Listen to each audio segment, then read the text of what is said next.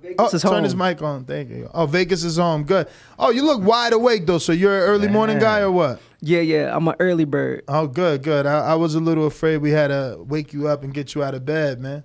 Nah. It's all good. So you're looking pretty slim and in shape, man. Are you staying active or are you running? What are you doing? I'm staying active. I struggled to make weight my last fight. You know, it was crazy. So I've been meeting with a dietitian, and the goal is to get to where I need to be a lot sooner than later. Okay. You're gonna stay at 122? Yeah. If I struggle to make weight like I did last time, I'll be forced to move up because I just can't put myself in that position. But the goal is to stay at 122 and win the title there. And is there a plan? Obviously, there's two people, you know, with some decent names on the PBC side of things, Brandon Figueroa and Stephen Fulton. They faced each other. Is the plan to maybe get you in with one of them?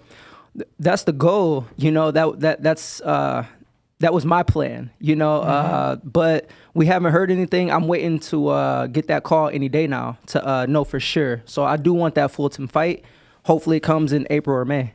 Now, I see Fulton. I'm sorry, you had something? Yeah, no, I was obviously going to say, you know, obviously the last time we saw you Thanksgiving weekend, right up the street at the Park MGM, you know, on the card of Fulton and Figueroa. Just wanted your thoughts on, you know, how that fight played out. Very exciting fight, a very close fight. You know, Fulton edging it out, but just your thoughts on as a fan and obviously as a potential, you know, as a potential, right, potential foe or opponent. Well, it was a great fight. In my opinion, I think Figueroa won that fight. You know, I think he kind of dictated it, but I just feel like he won that fight. But Fulton impresses me. He's a great fighter. He is a champ. He is the champ. He's the man to beat in the division, and I want that shot at him. But it was a great fight. You know, I think Figueroa got robbed, but that's just my opinion. Now, based off that performance, is there anything you see that you can capitalize on? Something that you've seen and you're like, man, that would have been me. Well, I feel like I'm cleaner than Figueroa, but Fulton was right there. You know, Figueroa imposes his will on you. You know, so especially in the championship rounds, you know, the 8th, the 9th, the 10th, 11th, 12th, Fulton was right there, you know, and he had no give. So my endurance and stamina has to be 100%. And I'm just sharper and cleaner than Figueroa. So I think that would be my path to victory. Now, obviously, the title shot is what you want, rightfully so. But we just got done seeing another PBC top guy at 122 and Luis Netti come back.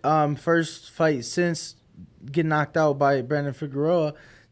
You know, I'm sure you were tuned in. I'm sure you caught it. What'd you make of his performance, and how do you break down a potential future fight with Luis Netti? Well, I was actually there ringside, you know, checking it out, and I wasn't impressed with Neri. You know, he dropped Castro in the first round, and Castro looked like he was gun shy, like he, you know, was scared to get hit. He's just not a true warrior. But I wasn't impressed with Neri. Fulton impresses me. I think he's a great fighter. Neri, I would love that fight, you know, so I have to get through whoever I have to get through next, and I definitely want that fight at 22 for sure. Was it me, or do you think that Neri is pretty wide with his punches and I mean like loopy? Oh. You know, he did get the knockdown straight down the middle with the left, but after that I felt like everything was very wide and loopy, or am I wrong? Obviously you're the fighter. 100%. You know, he was throwing some wide looping shots. Castro was straight up and down. He held his composure good. He had his hands up, but when Neri had some bursts, those punches kind of got through. And he had no defense, no rolls, no steps, no pivots, no nothing. Especially when a fighter's throwing those wide punches, you got to get around them. So yeah, 100%. So there's not, I'm sorry, George, but there's not many names that you can fight. So, you know, you're going to be forced to tell us here. Is it Angelo Leo, Daniel Roman, or Figueroa off the loss? Because PBC doesn't have a lot of 22-pounders that they do business with. Well, I'm like I said, I'm waiting to get details. I should be hearing something any day now, but I would love to fight with Roman because we were actually supposed to fight in like September, and then they're saying like they never got an offer, which they did, but he wanted like $500,000, you know. But yeah, I would love to fight Roman April, May. I'm just waiting on details. So right now I have no idea who it is. So in a perfect world though, because we've been having a long talk about boxing and business and all that. But in your perfect world, who are you fighting next? I'm fighting Fulton. You know, I was on the undercard. You know, that's the second time on his undercard. I think I could beat him. He's the man to beat in the division. Yeah, that's the fight that I want. Now, you think you've always thought you can beat him, or watching the Figueroa fight, No, did it reveal itself? no. I feel like you put him in front of me, I'll find a way to beat him. But I've always thought that I could beat him. It's not just the Figueroa fight. I mean, he's an impressive fighter, especially to be able to hold his own against the Figueroa, who has to impose his will on you to beat you. But no, I just feel like I can beat him. Would you want an Angelo Leo before you got in there with Fulton just to prepare, or you don't need preparation? I mean, honestly, it doesn't matter. You know, I've never had the luxury like these other fighters to pick who I want to fight. You know, it's like, put me in the game, coach. Oh, this is who we fighting? Okay, let's go. That's literally how it's always been. Now, walk us through your last fight. Obviously, did come out successful, majority decision. Fought a very tough fighter in Eduardo Dibiase, who had only lost to Mauricio Lara, right, coming fresh off that high. And Laura got the big upset knockout over Josh Warrington. Yep. So, you know, obviously a very game, very tough, valid opponent. But, you know, you did mention you struggled to lose weight. Did that have a lot to do with the performance?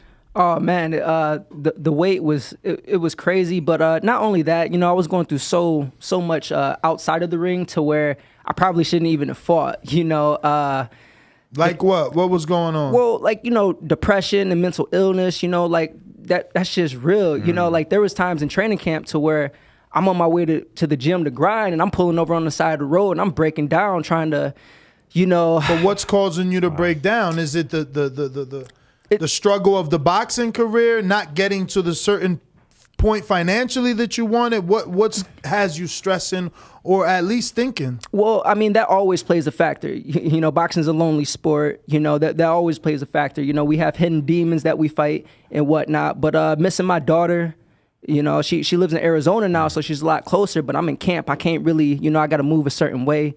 You know, and then there's other private things, you know, that I was just trying to overcome. So it was just a lot. But at the end of the day, we're warriors. So when we climb in the ring, there's no excuses. You know, you got to put that mask on and you got to show up.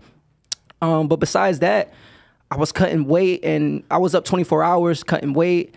I had cramps. You know, that's never happened. It was the first time in my career to where I felt the effects of cutting weight. You know, so that's why it like really hit me like, yo, I got to meet with a dietitian. I got to do something. Otherwise, I got to move up, you know, and the goal is to win it at 22 and then win it at 26 and then win it at 30, you know, so yeah. You know, you opened up about dealing with depression. How have you dealt with it? Have you seen someone? Because it's something that people, especially in boxing, never used to talk about. But it's real for everyone. Yeah, I mean, everybody has their own way of dealing with things. You know, like my trainers didn't know what was up. My manager, my promoter, you know, like you walk in the gym with a smile on your face because you got to grind. But, you know, on the inside, you're kind of fucked up. But yeah, I've been talking to somebody off and on and stuff like that, you know, just trying to stay focused and do what I have to do. So 31 years old, man. I got a question here from Rue in the 504 New Orleans. He says, how do you see 2022 playing out for you? Man, this is a huge year. You know, I'm right there in the mix. I'm at the top. I'm aging like wine. You know, it's you know, it's a huge year. So my next fight is gonna speak volumes. It doesn't matter who it is. It doesn't matter where it is. But that will be a huge fight, and that's gonna dictate the rest of this year for sure. Are you with Louis DeCubas by any chance? Who's your manager? Yeah, you know, Greg Hanley and Prince Ranch Boxing, okay. You know, but Al Heyman, you know, Louis and Sam Watson, you know what I'm saying? So, like, I'm in the mix with everything. I'm a Heyman fighter. Okay, beautiful. Yo, last week we had numerous Heyman fighters in the building. Yeah. And we have to ask, have you ever seen him? No. I'm yet to see him. Yo, we had a conversation with him. Okay, so he's called you. Well, like a three-way type of thing. Okay. You know, I've had a conversation with him. Does his voice sound mysterious? Yo, like, that's so crazy. This is Al Heyman. Nah, it's calmer. It's calmer. It's like, so, Raiz, how are you? Well, I mean, that was a great performance. What hey, all Al Heyman does is boxing. Yeah. So no favorites, just this, that, boxing, business is business. But and that's the way he does business, so you got to respect it. Mm-hmm. It's crazy how many PBC fighters we've had. And we had Lucas Santamaria, who was on the undercard Mario Barrios of and Thurman Thurman. Barrios, and he was like, yeah, man, shout out to Al. Like, he's really changed my life. Like, I can do this and that for my family. And we asked him, like, yo, you ever met him? He's like, nah. You ever talked to him? He's like, nah, I ain't never even talked to him, but he's changed my life. Wow. That's good enough, though. I mean, hey, you ain't got to talk to him. You can talk to his right-hand man in Sam Watson. Right. You know what I'm saying? So it's like the next best thing. But it's always that mystery with Al, right? You Google him, there's like 3 pictures of Al on the internet, so... I think that's starting to become a question we like to ask PBC fighters. How'd you hook up with him, or with the team, rather? That's through my my promoter and Marshall Kaufman, King's Promotion. Oh, shout out to Marshall. Okay. Yeah. I love Marshall. He gave me an opportunity when a lot of other people were dragging their feet. Was in talks with Top Rank and Golden Boy and Victory, and at the time I went like 2.5 years without a fight. Wow. And I just moved to Vegas training myself. I had the opportunity to fight a 8-0 fighter with like 8 knockouts, coming off a knockout victory, dropped him in the first round, dominated that fight, and that started the domino effect, but that was my first fight in Vegas. Yeah. So that's how I got hooked up with Marshall, and that's how I got here. So when you moved to Vegas, did you have a plan, or did you just say, I'm going to Vegas? Did you have someone waiting for you? Do you have a house? Did you have talk to a coach? Was there a trainer waiting for you? Like, just what was drove your... out? Yeah, because I met some fighters. I think Louis Cubaseries just drove out. Caleb just drove out. I mean, there's a lot, so I want to just hear your story. Well, so I moved out here with no family, no friends, just me pursuing my career. Like I said, it was like 2.5 years on the shelf for no reason. I was with Cameron Duncan. I asked him to release me. He did, so that influenced my move. Like, how long ago was that? Oh, man, this was, well, I've been living in Vegas for 4 years, so it had to have been about 5. Oh, so that was before. 4. Is that, would you assume it was before he found Christ? Or do you remember on your phone calls him always saying, God bless Jesus Christ? Because he's real full-blown Christian now. Well, that's good. Good for him. That's what's up. Yeah. I don't can't remember. I think he had some stuff going on with like high blood pressure. Yeah. Stuff No, like he did that, go but through some stuff, and then I guess he found God and came on the other side of that. That's what's up. That's good to hear. I know Crawford, was with him. Mikey was with him. Right, but Boots is with him now. But like, he wasn't really picking up the phone. Like there was a time, so I'm itching for a fight. Oh, can you fight in Mexico? Yeah, this is like a week's notice, and then I don't hear anything. Yeah. Like, what type of shit? You know what I'm saying? And like, so it's stuff like that. But like, he released me, and then I did have a plan. So Nonito Donaire, he had flew me out to one of his training camps. Okay. And I worked with Nonito. Which fight? Do you know which fight? I don't. I just know he won that fight. You know what I'm saying? That's all I know. But that was my first time kind of in Vegas by myself. And then it kind of hit me like, yo, if I'm going to continue boxing. Was that the first elite level, world-class fighter you've been in a camp with? Because sparring and camp is 2 different things. Well, years before that, my boxing coach from Michigan, my original trainer, who's like my father figure, he's still part of Team Aleem. We talk like every single day. He flew me out to Vegas to train a few years before that. So we were at the Mayweather's gym training, and I was supposed to spar with Edbeko, but Joseph. Yeah, Joseph Edbeko, but something happened with his shoulder. So then we end up sparring with Jesse Magdaleno. This is before he was the champ and stuff like that. He probably had 15 fights at that time. So that was very competitive, great sparring. And and stuff back like then, that. before his loss, he was a little dog. He thought he could beat Rigo. I got interviews. He's like, I want Rigo right now. Jesse's my guy. We spar off and on all the time. That's my guy. Is he still trains with Capetillo? Yeah, Horde George, right? Nice. Yeah, but so then a few years later, Nonito flew me out, went to training camp with him. It's my first time in Vegas for a year. Was there for a month. Wow. So you spent a year? Oh no, my bad. I was there for a month. Okay. But I was by myself, and I just told myself, like, if I'm gonna keep boxing, I have to move to Vegas. Like, this is, I'm from a small town in Muskegon, Michigan. Nobody's heard of. You have to travel to get work. I didn't spar pro until I was pro. And I had a plan. And when I got down here, the apartment I was supposed to get, something happened. So there was a hiccup in that. So I had to stay in a weekly for like A weekly hotel. Yeah, a weekly hotel for like 2-3 weeks. So you came down here and you didn't know any other fighters? No fighters. I didn't have a gym set up. I didn't have a trainer set up. But the gym that I sparred Jesse at, I was like, you know what? Let me go there. Pat Barry's gym. Because, you know, I sparred there. So, you know, I started to work with Pat. But, you know, he had some other things going on. So then I started to work with Augie Sanchez. You know, shout out to Augie. But, you know, he's working with the Olympic team and stuff like that. So our interests kind of didn't really align. Kind of bounced around with the City Athletic. Couldn't find a trainer. Had another chance to spar with Nonito Donaire at a Bones Adams gym. Okay. And so I did that. Bones stay with that good work. He stayed with a lot of names over there. Devin's over there now. And then Bones started to train me and stuff like that. And yeah, so. So you're with Bones now? No, I'm not with Bones anymore. We just kind of had our differences. So when I was at Barry's boxing gym, I met my homeboy Bobby. You know, we were around the same age, and we would hit the mitts off and on. Like if I was sparring and I didn't have nobody to work my corner, I'd call Bobby like, hey, you want to work my corner, blah, blah, blah. So after me and Bones split, I hit Bobby up, you know, and we just start kind of talking about business because a lot of things that he says to me resonates, you know. So he just started to coach me, and then I was like, yo, I got a fight coming up. Me and Bones ain't working with each other no more. Like, you know, what's up? Like, you want to do this or not? I had my trainer from Michigan come out and work my corner for that fight. And then my next fight, Bobby worked my corner, and he's been my trainer ever since. So Muskegon, how do you get involved in boxing in Muskegon, Michigan? You have to be the best boxer to ever come from Muskegon. You have to be. Yeah.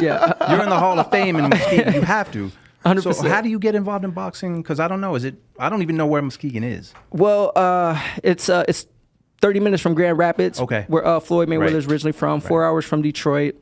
But Kenny Lane. You know, Kenny Lane used to live in Muskegon, and he used to have like a fight club and stuff like that. And I've been athletically on my feet since I was 3. I got my black belt in karate, and then I started boxing. And I went to Kenny's gym, but that's how I met my original trainer, Terry Markowski. And the rest is history. I just kind of stuck with that. And we had to travel to Chicago, Ohio, Detroit consistently, or even Grand Rapids, because, you know, Muskegon, like, ain't, you know what I'm saying? Like, ain't nothing going on. So, yeah. And here you are. You're in Vegas. Yeah. I've been waiting to go back. You know, I got 2 belts, but I'm waiting to win the world title to go back and have like a big fan meet and greet and, you know, pictures, autographs, all that stuff. So when was the last time you went home? The last time I went home was before the pandemic. You know, before. So you got like two and some change then. Yeah. Wow. I got James Valdez in San Antonio, Texas. He says, I've seen a few of your fights on Showtime.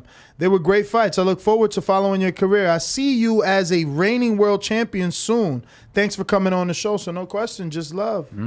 Appreciate it. A lot of hard work and sacrifice. Like, nothing's been given to me. Unlike the Fultons of the world, because like nobody gave me a chance to fail. That's my thing. What do you mean, like what they gave Fulton? He come from Philly. He gonna receive that differently and say, I had to work just like you. Right. Plus, if you look at Fulton's resume, I know for a fact, pull it up, he probably fought more undefeated fighters than anyone in this division. Now, I'm not saying he doesn't deserve it, and I'm not saying he's not a hard worker. He's a great fighter. He impresses me as a fighter. But what I'm saying is, I don't know if it has to do with where you're from. You know what I'm saying? Versus if I was born in Vegas, if I was born in New York, born in Cali, and boxing, Philly, you know what I'm saying? Like, it would have been snapping off. But like, okay, I was with Cameron Duncan. Nothing, you know, and I was winning all my fights. I was still stopping guys, and just didn't believe in me enough to give me a chance to fail, to give me a chance to put me out there and really see what I can do. You know, the reason I moved the way I move now is because I took the keys to my life and my career. I could still be in Muskegon, stocking shelves at a grocery store, working a part-time job, trying to box, hoping and praying for a fight. But I took the keys to my life and my career. I moved to Vegas, no family, no friends. And I made this shit happen. Like, I got myself here, you know? So, yeah, it's just a lot of sacrifice. 10 undefeated fighters, champ. That's insane. And he's only got 20 fights. And that's why I want to fight him. You know what I'm saying? Because he's considered the best in the division. So I want to fight the best of the best. That's official. They need to start using that as a marketing, like with the reigning, defending champion, the only man to fight. Because 10 undefeated fighters is impressive, man. And he fought. I know Steph fought some guys that still went on to have success early on. He fought Joshua Greer, like his 5th fight. He fought Adam Lopez early on in his career too. But just moving on to you, champ. Obviously, we want to see you in the ring more often. Last year you got 2 fights in, but they were 10 months apart. I'm gonna go ahead and assume you would like to be more active. In a perfect world, when would you like to get back in the ring? March, April. No, you've been saying April, May, right? Yeah, April, May. But I'd like to fight 3 times. Like I came out of this fight, no cuts, no aches and pains and stuff. So I was hoping to already have been back in the ring. But a lot of it's out of my control. Sometimes it's boxing politics, and they got to fight a guy. They have to find somebody who actually wants to fight me, which has also been hard. My whole career is finding a fight. Now he could be undefeated or whatnot. Like I came off a 2.5-year layoff, and I fought an undefeated fighter. Who was Marcus Bates, 8-0 with like 8 knockouts or whatever. And Bones was telling me, why would, this was before we were working, but I was in his gym. Like, why would you want to take that fight? Why not? Trying to move along. You're trying to move along. I don't got a choice. You know what I'm saying? Like this is what I do. This is what I'm trying to do. Let me prove it to everybody. And that's what I did. What do you walk around at? Because I know it's been tough for you to make 122. So you don't seem to be a guy that blows up to like 160, 170 in between fights. No, I don't blow up that much. Like, if I blow up, I'll be at like 142, 143, you know what I'm saying? That's probably like the highest I'll actually blow up, It's not bad. 18 pounds. Yeah, 20 pounds. Chavez did that all day when he fought at 54. He was ballooning up to 22 pounds on fight night. But them bigger guys, they got a little bit more they can lose. Like, when you're fighting at 22 and you're getting up to the 150 and 160, or even 26, it's it takes a lot out of you. So what has bringing in that nutritionist brought to you? How's it help? You're not necessarily in camp, but I know you stay in the gym. I know Bobby. How has that helped you, in the gym and things that you've seen? So far, so good. It seems to be working. This is my first time ever working with a nutritionist, so it's a little too early to really speak on it, but so far it seems pretty good. How many weeks or days? It's probably been about 3.5 weeks, creeping up on 4. Okay. Is it foods that look different, or is it just the taste and the seasoning of it? Because it's a little bit of both. Like I say this all the time. I'm a salty nigga. You know what I'm saying? I put salt on like everything. So So what? Salt is bad because of the sodium? Yeah. You kind of cutting weight. Yeah. You want to limit your salt intake and sodium and all that. So. A little bit of the seasonings a little bit different. Some of the foods are a little bit different, but nothing too crazy. More fish? Has he been implementing more fish or no? Some salmon here and there, and just a wide variety of things that are supposed to be healthy for you. Because I've been able to get away with just eating whatever I want to eat. So this is the first time to where I'm kind of, boom. This is just how I'm eating. Whose idea was it to bring in the strength and conditioning? The nutritionist. It was my idea. After, I just never want to put myself in that position again, because I'm talking about, I almost didn't pass the physical. You know what I'm saying? Blood pressure. I had to do blood pressure about 3 times. And like I'm in that struggling, and it's just for no reason I put myself in that situation. So, how'd you get the recommendation for this guy?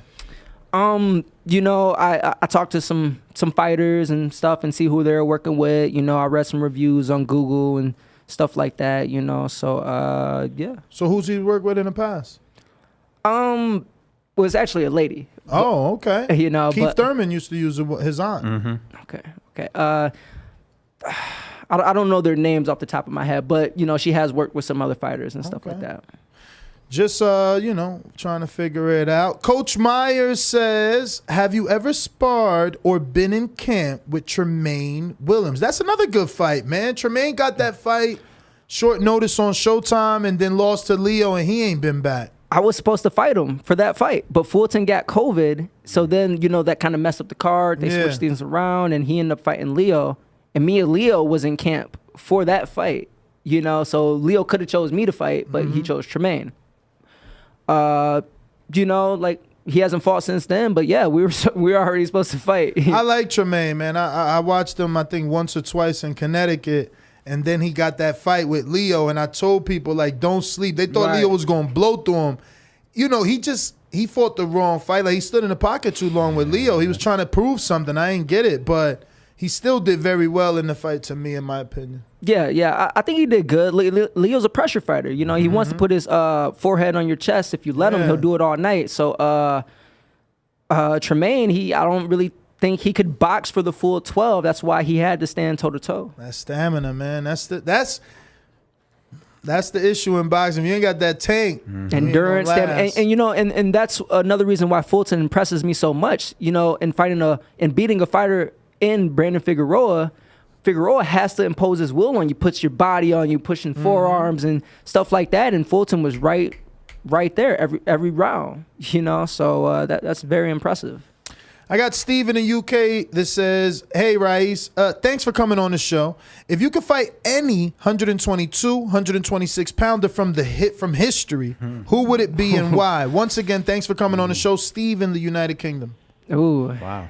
Ooh, man, that's How much did Ahmed weigh? How much did Ahmed weigh? Ahmed was 126. There you go. It's got to be Prince him, right? Nassim He's the Ahmed. most infamous. oh shit, that's Isn't he the He's most featherweight. famous featherweight of the, like, who's more popular than Prince Nassim Ahmed? And where was he from? United Kingdom. Yeah. United Kingdom. That's right. Yeah, but he made a name for himself. Yo, It was the way he walked into the ring. He used to flip over the rope. I remember him. the swag. You know what I'm saying? Even in the The fights. confidence. Oh yeah. Yeah, even in the fights, hitting a shimmy, putting his hands up, sticking his tongue out, That- talking shit. that- And be- knocking people out, too, Right, the way he absolutely, did. yeah. That'd be The a way dope he did. ass fight. Yeah. Okay. Yeah. Who is it? I take that. I pay to see that. Yeah, you know, Hasim, like, yeah. Are you a fighter? Because we've spoke to a lot of fighters. Obviously, a lot of fighters don't watch film. Are you a Yeah. fighter that watches film? Or are you the fighter that says you don't watch film, but you And you really do. do? So like I'll watch their last current fight and then I'll watch it once. You know, like the dude I fought, Eduardo Baez, Vic Pasillas, Marcus Bates, you know what I'm saying? I watch their most current fight and then I'll watch it once and I'll really analyze it. You know what I'm saying? And just, you know, it sticks with me or whatever. And then I leave the rest up to my coaches and my trainers and stuff like that. They can dig through the film because I got too much shit to do. How does it help you when you watch? You say you watch one fight and you really watch it. How does it help you? Because some fighters say I don't need to watch. Yeah, they tape. say if they watch tape, they end up focusing on things they seen that may not show up in the fight. So yeah, how does it help you? It helps me just to see how they are. You know, it's like, oh, he's a pressure fighter. Oh, he's a boxer. Okay, he's a little bit of both. Oh, he's good on his feet. You know, he doesn't really have power. You know what I'm saying? It kind of tells me some things I'd like to know heading into the fight. You know, I've never really dug down and watched film like this fight, that fight. I feel like that's overkill for me personally. I'll leave that to my trainers, but I will watch their most current fight and see what's up with that, and you know, move accordingly. What about fighters from the past, or maybe even fighters in today's era? Is there fighters that you like to watch? Maybe pick some things up from, things like that. Well, I used to be a big Keith Thurman fan, you know. So Used to be? Used to be. Well, hey, Ouch. you know, he was on the He show hasn't for like fought what, much. 2 years, 2.5 years, something like that. 900. Not duck me, son. Keith coming for you, man. Duck me, son. Hey, you know, Keith ain't fighting 931 days, man. So it's Yo, that's the past. He fought already. But you know, hey, he fought Barrios, great fight. Barrios was right there. You know, you let your guard down for a second and you're getting hit with some shots. But I like Thurman's style. You know, he uses his feet and stuff like that. And I just try to pick things from certain fighters. You know, I used to like Abner Mares, some things that he used to do, and you know, different fighters. You know, I try to pick some things from Floyd. Pacquiao, you know, I actually am southpaw, but I fight orthodox. You know, I do like Pacquiao style and stuff. So yeah, just pick little things from different people. Nice. I got a couple more here from the public. We got Brandon in Houston. If you had to pick, which of these traits is more important in boxing, athleticism or ring IQ? I feel like it kind of goes hand in hand. I'd say ring IQ, but in order to really use the ring IQ to the best of your ability, you have to be athletic. You know, but if you weren't athletic at all and you had a strong ring IQ, I think you could still win the fight. All right. Actually, yes, let me get to this one. I have James Benitez that says, thanks for coming on the show. I do want the Fulton fight and hope it happens. But since you're 31, how much longer you want to stay down and wait? If you moved up, would you fight Gary Russell Jr.? And was you impressed with Gary's performance with one arm versus Masiago? Glad you free from Cameron Duncan. Because he put Cam Dunk. I'm like, okay, Cameron Duncan. Yeah. I if the opportunity is there, I would fight Russell. My goal staying at the 22-pound division is to win the world title and to defend it. Win it, defend it. Okay, what are the opportunities at 26? Who can I fight? A Navarrete, a Gary Russell? It really doesn't matter. It's just where's the opportunity? And I would. Team Aleem, hey, we got the pen, so send the contract. For real, go. We're not ducking and dodging nobody. But Gary Russell fighting with one hand was impressive. I've sparred Mark before a few times. He used to train out here at Bones Gym. He's a good fighter. He can hit a little bit. Mark's got some power. But Russell fighting with one hand was impressive. I was kind of pulling for him, but I was kind of pulling for Mark too because I've worked with him a little bit. So it was kind of like a 50-50 fight for me. Whoever won, I'd be happy with. But who did you see winning? Because honestly, I thought Russell did enough to win with one hand. I felt like he was schooling my man. Yeah, I feel like he did land some more of the cleaner punches. I guess Mark was like the aggressor, and sometimes you don't. Ineffective aggression or ineffective aggression. He wasn't really landing like that. And then like sometimes Russell had his guard up, and I'm thinking he blocked some of those shots, but you don't really know what the judges are looking at. You don't really know how the judges are scoring. It's like I feel like some of the scoring in boxing can be a lot better, or the guys who are outrageous should just kind of sit on the shelf. Yes, especially they need to be punished. Especially with these championship fights. Look, you can work the undercards, but like not even. Bro. Well, true, but I think we'll change bad scoring if some of these judges weren't able to come to the fight. They would miss it. Right. A weekend in Vegas is now gone. They're not gonna pay for their own flight. They're not gonna pay for their own hotel. And they damn sure ain't gonna pay for a ticket. So if you start cutting them off, they're gonna start getting it right. Yeah, it's and then sometimes it's bias, they have their favorites too because they're human. Yeah, like, what can you say? It's like I was telling him about Adelaide Bird. People think Adelaide Bird is a bad judge. She just likes Canelo's style. She's a Canelo fan. Like I'm a fan of Thurman, so I'm gonna see things in his favor. I see him get punched and I don't see vulnerability. I don't see him, people write him off. He's weak to the body. No, I see an incredible fighter that can take shots to the body and not go down. Where people taking a knee or they getting dropped, my man's taking out mouthpieces against a legend and not getting followed up on. Like that is skill to me, but people interpret it differently. And that's why, I say you never really know what the judges are looking at. One might be looking at the aggression, one might be looking at the body punches, or you never really know. Do you ever think about that in a fight? Maybe you're halfway through or the fight's coming towards the end and you're winning the fight. And is there ever a moment where you say, man, are these judges going to rob me? Yeah. Or are you just so focused on what's happening in the ring and it's like tunnel vision, or when you're sitting in the corner, is there a moment? Well, first and foremost, I'm just straight up focused on what I have to do. But, I'm not trying to leave it in the judges' hands. I was on like a 7-streak knockout. The only streak I really care about is my undefeated streak.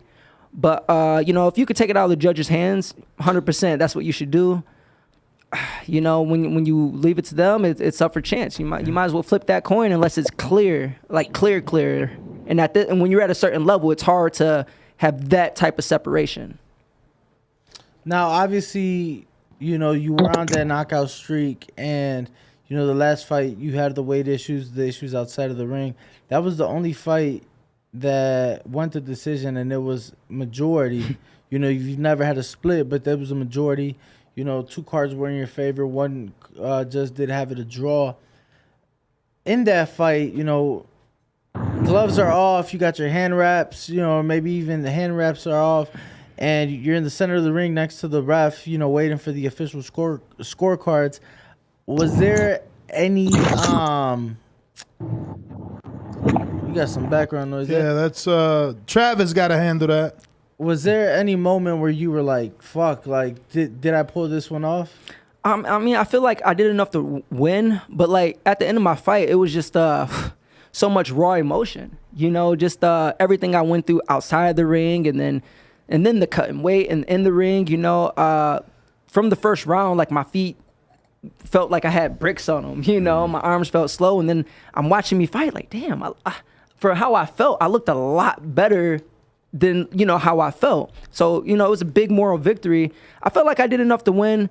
But, you know, once I heard that, you know, that, draw or whatever. Right. And I was like, oh, shit. You know, like, I was like, hold up, what's going on? And, you know, I ultimately, they gave it to me.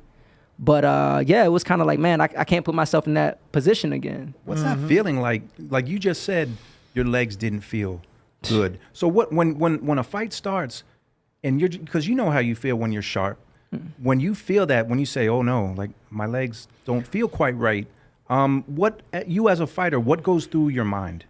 Well, you know, I feel like when I'm sharp, crisp, and clear, nobody can beat me. Like, that's just how I feel.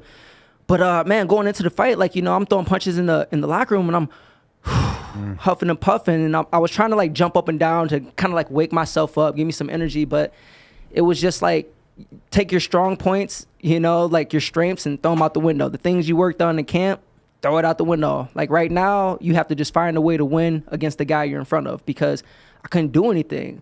Like I like there was a time, I think it was in like the second round, I hit him with a jab, and then I went to throw a 1-2, and my feet like didn't even move. I'm like, fuck. You know, so all I can really do is kind of walk forward a little bit. And I was hoping he was going to try to be on the inside, because that would, you know, I had him on his back foot most of the fight, so that would have made my life a lot easier. But it was, you know, my mind was moving faster than my body. You know, I could see a punch coming. I try to move, but I'm like a statue, so I get clipped, and I'm like, fuck, you know. And just you gotta bite down on your mouthpiece and find a way, and that's what champions do. That's what I did. We got the best dad ever in Baltimore. He says, if you could build a fighter, who would you put together? And obviously that's with attributes of other fighters. So would you put your own speed or Floyd's IQ? That's kind of what he's saying. Oh, I mean, I would damn near take everything Floyd does, you know, put that in a fighter, his IQ, his speed, and Pacquiao's ferociousness, you know, his aggressiveness, Triple G's power or Canelo's power, you know. That's a fighter. You putting together a machine. Ooh. Yeah, you know, that'd be an amazing fighter. Well, those are all the questions, Rais, man. I want to thank you, obviously, for coming into the studio and talking some boxing with us. I'm glad you came in without any official fight announcements. Since you're local to Vegas, you could come back with that big, bad breaking news and break it right here on the show. We appreciate you, man, and we can't wait to get you back on. Wish you the best of luck in your career. Obviously, you can go ahead and give out your social media for anyone who isn't following you can do so. But we appreciate you, brother. Thank you. Appreciate you guys for having me. You can follow me on Instagram at Aleem Boxing. Follow me in my career. You know, I'm just the underdog trying to make it, you know, like trying to make Muskegon. it. From Muskegon, Michigan, you know, but living in Vegas. This is home. So, yeah. Let's go, man. Living a dream in Vegas. 100%. Well, we appreciate you. We're going to go. For the video, feel free to hit the like, subscribe, and share. As always, if you want to support us to the next level, head over to the patreon.com/ThaBoxingVoice. We have tons of exclusive from Border Wars, Entitled, betting shows. The list goes on and on and on. But in addition to that, if you guys have questions for fighters, trainers, and promoters, this is where you can submit them. We will run out, get these questions answered, and put it back on the show just for you guys. Appreciate it. Peace.